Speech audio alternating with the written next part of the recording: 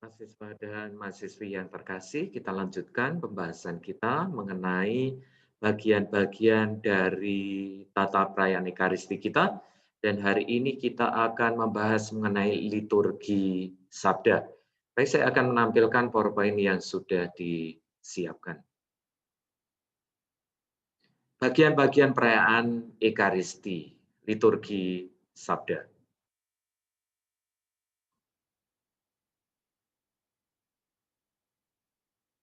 Ada beberapa catatan pengantar terlebih dahulu sebelum kita melihat bagian per bagian. Liturgi Sabda merupakan bagian yang tak terpisahkan dari liturgi Ekaristi. Kita ingat ketika pertemuan pertama kita membahas mengenai sejarah singkat dari tata perayaan Ekaristi kita. Liturgi Sabda berakar pada tradisi ibadat Yahudi di sinagoga yang struktur dasarnya sebagai berikut: bacaan-bacaan kitab suci, lalu tanggapan dan doa.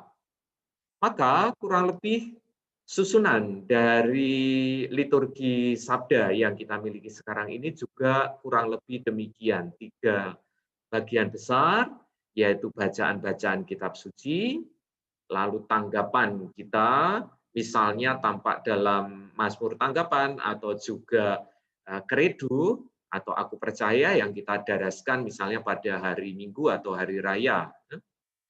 Dan juga doa, misalnya doa-doa umat yang kita sampaikan. Misalnya yang ada di hari Minggu, hari raya, atau pesta.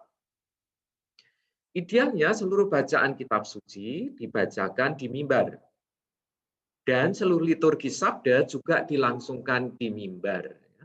Itu idealnya. Misalnya ini sudah terjadi atau hampir selalu dilakukan, misalnya di gereja-gereja yang besar, gereja-gereja paroki yang besar. Tetapi ada kasus atau situasi tertentu yang membuat yang ideal ini tidak dapat kita lakukan. Contohnya adalah misalnya ketika perayaan Ekaristi itu dilaksanakan atau dirayakan di kapel yang kecil. Yang ada di sana atau di depan hanya altar saja, tidak ada mimbarnya misalnya.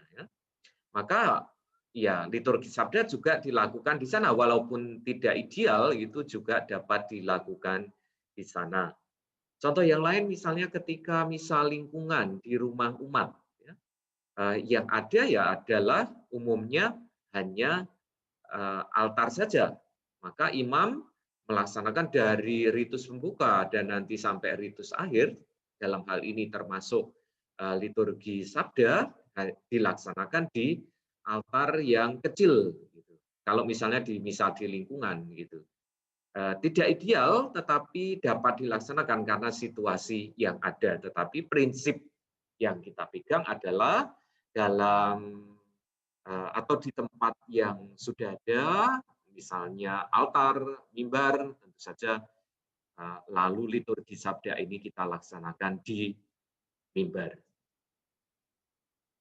Kita masuk ke bagian-bagian dari liturgi sabda, bacaan pertama dan kedua. Bacaan-bacaan dalam liturgi sabda harus diambilkan dari kitab suci. Ya. Bacaan yang kita dengarkan sekali lagi atau yang kita bacakan dalam liturgi sabda selalu dan harus dari kitab suci. Tidak boleh diganti misalnya dari tulisan bapak-bapak gereja contohnya, atau dari konstitusi tarekat. Ya. Walaupun itu merupakan atau hari itu merupakan hari peringatan khusus dari tarekat misalnya, tetapi bacaan kitab suci tidak boleh diganti dengan misalnya konstitusi dari kongregasi atau dari pendiri. Juga tidak boleh diganti misalnya dengan contohnya puisi atau syair lagu. Misalnya dalam kesempatan Ekaristi kaum muda begitu, lalu kadangkala ya untuk panitianya ini biar variasi lalu diganti dengan lagu-lagu, syair lagu yang dirasa kontekstual bagi kaum muda begitu. Tidak boleh demikian ya. bacaan selalu diambil dari kitab suci. Pada hari raya dan hari Minggu disediakan 3 bacaan. Bacaan 1 dari Perjanjian Lama, lalu bacaan kedua itu umumnya dari Perjanjian Baru yang tulisan-tulisan misalnya dari Paulus, maka disebut sebagai bacaan epistola. Lalu bacaan ketiga ialah Injil. Ya. Umumnya demikian. Bacaan 1 itu dari Perjanjian Lama, secara tematis itu berkaitan dengan Injil. Ya. Untuk hari raya dan pesta, bacaan sudah disediakan dan selalu kita mengikuti rumus umum yang bersangkutan. Sudah disediakan untuk hari raya yang bersangkutan atau pesta yang bersangkutan, dan bacaannya selalu diambil dari rumus umum yang bersangkutan tersebut. Untuk peringatan wajib atau disingkat PW, kalau kita membaca dalam kalenderium liturgi itu, atau peringatan fakultatif disingkat PFAK itu ya, tulisan singkatannya. Umumnya kita tetap mengambil bacaan dari hari biasa. Ya, kalau misalnya kalian nanti mempersiapkan bertugas sebagai koster gitu, umumnya disediakan atau selalu disediakan bacaan dari hari biasa tersebut yang bersangkutan ya. Kecuali imam menghendaki bacaan dari rumus umum yang bersangkutan. Contohnya adalah sebagai salah satu contoh saja. Hari itu misalnya peringatan wajib Santo Ignatius dari Loyola misalnya ya. Contohnya peringatan wajib. Lalu di komunitas misalnya yang memperingati secara khusus, misalnya para Yesuit begitu, atau di gereja tertentu yang punya nama pelindung Santo Ignatius misalnya, maka bisa saja bacaannya diambil dari rumus umum yang bersangkutan. Tetapi umumnya kalau peringatan-peringatan wajib begitu, umumnya mengambil dari hari biasa, kecuali imam yang merayakan atau komunitas yang dirayakan punya arti khusus untuk komunitas itu, maka bacaannya bisa diambil dari rumus umum yang bersangkutan. Demikian juga kalau imamnya menghendaki demikian, yang merayakan saja. Kita lanjutkan dengan Mazmur tanggapan dan Haleluya. Mazmur tanggapan menanggapi bacaan sebelumnya, ya, bisa kalau misa harian begitu, bacaan pertama kan bisa dari Perjanjian Baru juga, misalnya dari surat-surat Paulus semacam itu. Tetapi Mazmur tanggapan selalu menanggapi bacaan sebelumnya. Mazmur tanggapan bobotnya unggul karena bagian dari kitab suci sendiri, dari kitab Mazmur ya. Maka tidak kemudian diganti dengan lagu biasa atau lagu antar bacaan misalnya ya.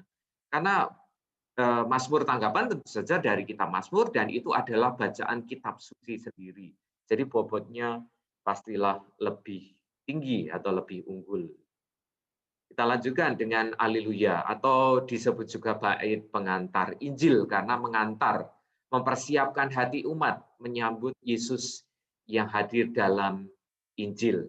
Haleluya sendiri dari bahasa Ibrani artinya terpujilah Yahweh, terpujilah Tuhan. Dan ini merupakan ungkapan khusus untuk Tuhan yang dalam tradisi Kristiani ya, ungkapan khusus pujian untuk Tuhan yang bangkit. Maka pada masa Prapaskah itu Haleluya tidak dinyanyikan dan diganti dengan terpujilah Kristus Tuhan, gitu ya, yang sudah kita hafal juga. Bait pengantar Injil atau Haleluya harus dinyanyikan, ya, tidak dibaca dan dinyanyikan oleh pemazmur atau yang bertugas, bukan oleh imam, maka perlu dilatih. Seandainya tidak dinyanyikan, tidak perlu atau mending dihilangkan, tidak dibaca ya. Sekali lagi, bait pengantar Injil atau haleluya itu harus dinyanyikan dan oleh petugas, bukan oleh imam yang memimpin. Injil. Injil merupakan puncak liturgi sabda. Mengapa? Karena Injil menjadi puncak pewartaan terpenuhinya sejarah keselamatan Allah sejak Perjanjian Lama dalam bacaan pertama, kalau hari Minggu, dan yang dihadirkan dalam gereja dalam bacaan kedua, yaitu Yesus Kristus sendiri. Karena Yesus Kristus sendiri yang bersabda, maka pewartaan Injil istimewa. Ada banyak ritus yang mengiringinya. Sebetulnya ini pertanyaannya, apa saja ritus yang mengiringi bacaan Injil ini? Saya sebutkan contoh-contohnya. Ya. Sebetulnya ini menjadi pertanyaan bagi kita semua.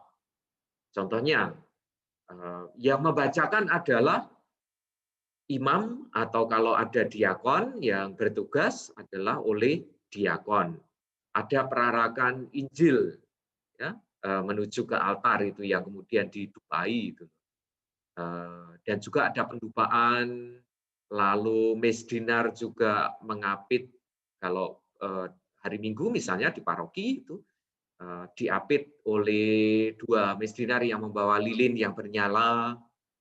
Ya, lalu ada sebelum dimulai itu imam atau diakon berdoa dalam hati dan juga tadi didupai sudah ya saya sebutkan.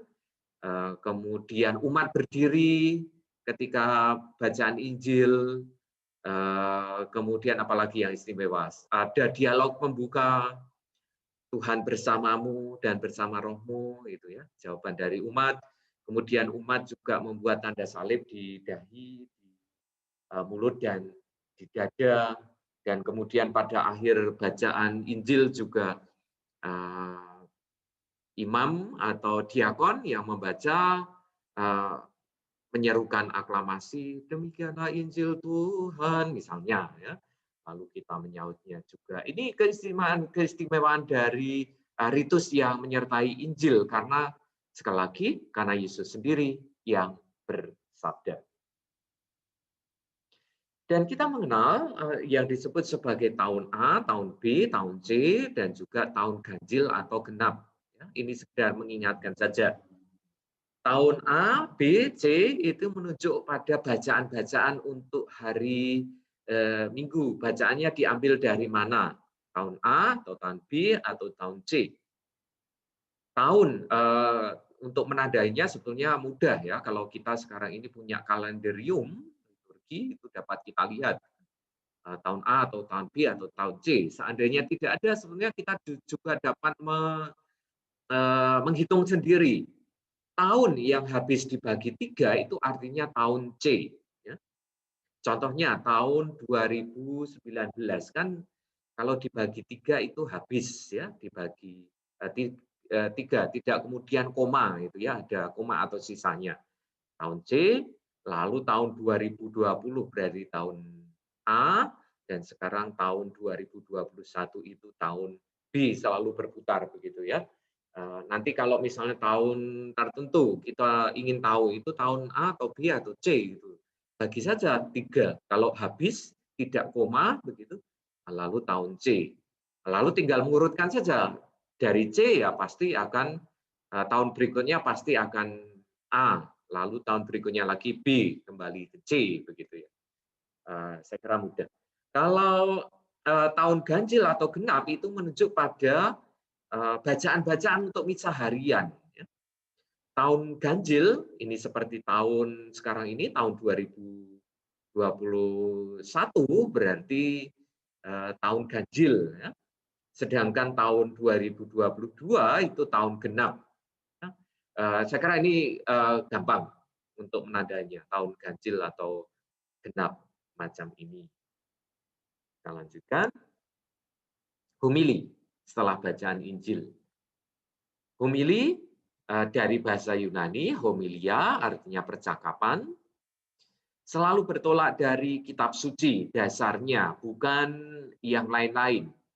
Homili, ya kita ingat, dasarnya adalah apa yang disabdakan oleh Tuhan dalam kitab suci, bukan yang lainnya. Selalu dalam rangka liturgi atau ibadat. Ya, kita menyebut kalau misalnya dalam kesempatan Ekaristi itu, misalnya umat mengatakan tadi khotbahnya apa atau khotbahnya menarik atau enggak, itu secara istilah itu kurang tepat. Ya. Selalu dikatakan selalu dalam rangka liturgi atau ibadat, berarti dalam kesempatan Ekaristi misalnya kita sebut sebagai homili. Perbedaannya dengan yang lain, khotbah. Khotbah dari bahasa Arab dihubungkan dengan kata Latin, predicare, preach, bahasa Inggrisnya preaching, pewartaan iman, tetapi tidak selalu bertolak dari kitab suci. Pewartaan iman bisa berupa katekese, macam itu ya, tidak selalu didasarkan, apa yang kita sampaikan tidak selalu didasarkan pada kitab suci. Di luar konteks ibadat, seperti pewartaan misi. Ya. Maka kalau sekali lagi tadi yang saya sampaikan, kalau misalnya umat mengatakan tadi ketika misa khotbahnya apa begitu, secara istilah kurang tepat. Ya, ini pembedaan istilah. Syahadat. Di Gereja Timur sejak abad ke-5 menggunakan syahadat panjang untuk misa. Gereja Barat kemudian mengikutinya. Syahadat singkat di Barat semula untuk liturgi baptisan, ya, tetapi sejak abad ke-11 diundangkan syahadat panjang untuk misa dan syahadat yang pendek untuk baptisan, ya, untuk mempertegas apa yang sudah dipraktekkan.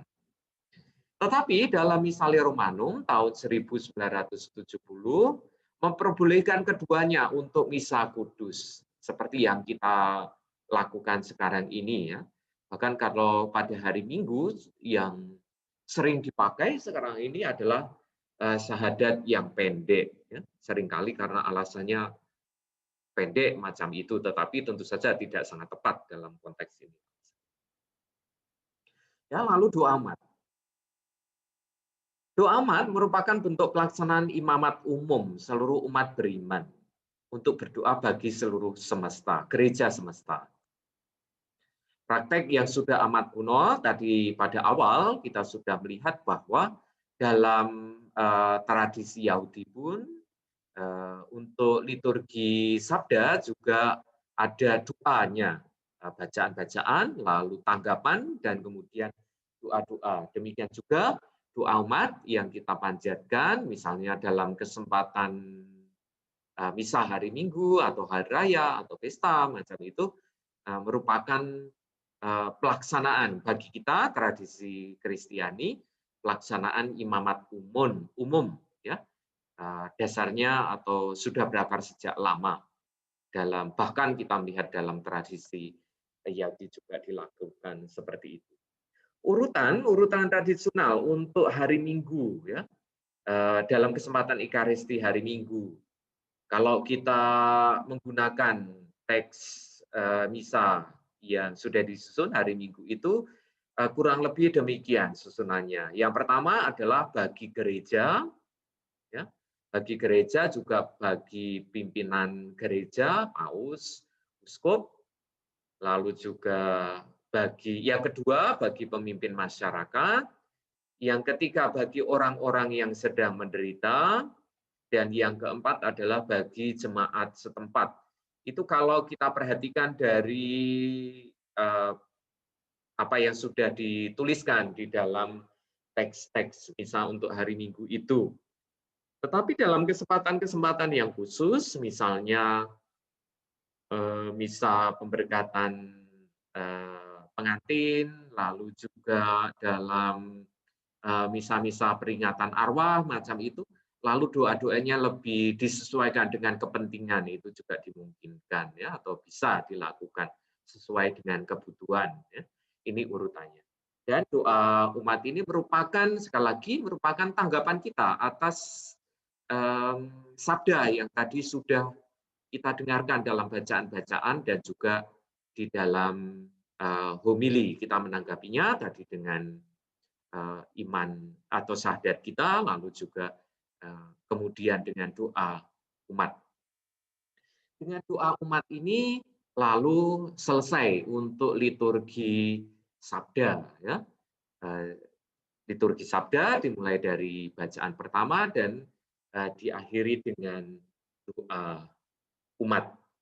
Baik, ini materi kita untuk pertemuan kali ini terkait dengan bagian-bagian dari perayaan Ekaristi, dan hari ini kita membahas mengenai liturgi sabda.